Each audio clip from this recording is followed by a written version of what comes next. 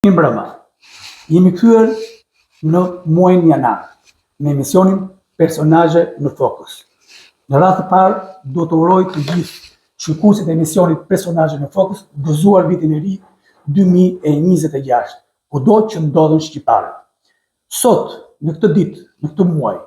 jemi nisur pikërisht nga një qytet, qyteti i Muzikisë Lushnja, qyteti i 2 kongreseve. Emisioni Personazhe në fokus sjell këtë të shtunë mbrëma një udhëtim të veçantë në historinë e qytetit të Lushnjës, një qytet që mban peshën e dy ngjarjeve madhore, Kongresin Arsimor dhe Kongresin e 21 janarit 1920, i njohur ndryshe si Pavarësia e dytë, pas asaj të Vlorës në 1912. Në një studio për plot histori, dy personalitetet e njohura të studimeve historike, Ilirian Gjika dhe Niko Fero, rrëfen mes fakteve, dokumenteve dhe kujtimeve të ralla se si Lushnja u bë themeluesja e shtetit shqiptar modern. Në drejtimin e gazetarit Ndriçim Gjoshi, në 2 pjesë të emisionit do të zbërthehen detaje të panjohura, dokumente autentike dhe dëshmi që e vendosin Lushnjën në qendër të historisë son kombëtare. Mos e humbisni këtë episod special,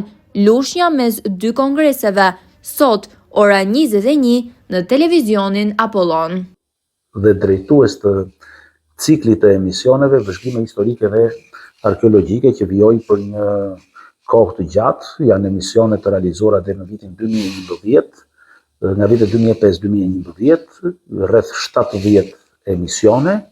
që flasin për historinë e Trevës së Fierit, të Lushnjës, të Myzeqes, të Vlorës, Mallakastrës, të rajonit mëtej, Beratit, Kuçovës, ku kemi trajtuar ngjarje, përshkrime të ndryshme historike, personazhe dhe që vazhdojnë dhe vijojnë dhe sot që televizioni Apollon i transmeton dhe shohim veten me imazhin e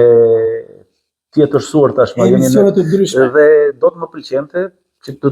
të rikthehesha përsëri në një cikël të tillë tashmë në një periudhë tjetër. Pse jo? Dhe do t'ja sugjeroja dhe kolegut Niko Fero, një personazh i njohur i fushës profesionale, jo vetëm